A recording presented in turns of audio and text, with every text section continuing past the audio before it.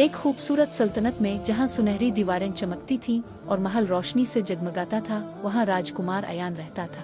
उसके पास सब कुछ था, लेकिन इसका दिल बेचैन था। अब्बाजान, मैं आवाम को समझना चाहता हूँ। एक दिन राजकुमार ने महसूस किया कि असल जिंदगी महल की ऊंची दीवारों के बाहर है। राजकुमार ने अपने शाही कपड़े उतारे और सादा लिबास पहन लिया।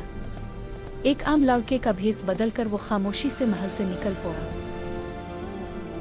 गांव की धूल भरी गलियों में बच्चे नंगे पांव खेल रहे थे। मिट्टी के छोटे घर और मेहनत करते लोग देखकर राजकुमार हैरान रह गया। तेज धूप और लंबे सफर ने इसे थका दिया।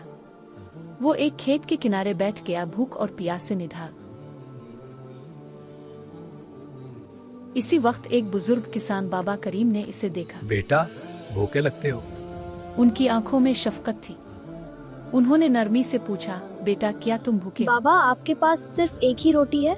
हाँ बेटा, लेकिन ये तुम्हारे बाबा साथ बांट करीम के लूंगा। पास सिर्फ एक रोटी थी, मगर उन्होंने वो भी राजकुमार को दे दी। रोटी का हर नवाला राजकुमार के दिल को छू रहा था।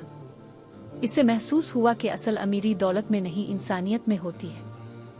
अचानक आसमान पर काले बादल छा गए। तेज आंधी और मूसलाधार बारिश ने खेत को तबाह कर दिया।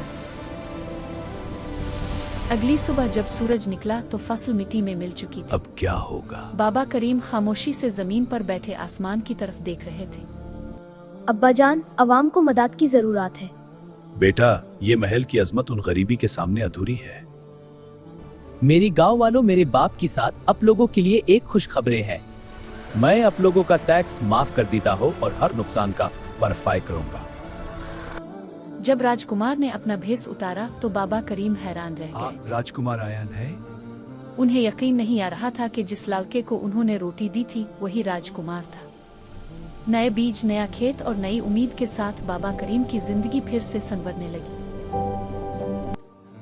इस दिन राजकुमार अयान ने सीख लिया, असली दौलत तख्त नहीं, इंसानियत होती है।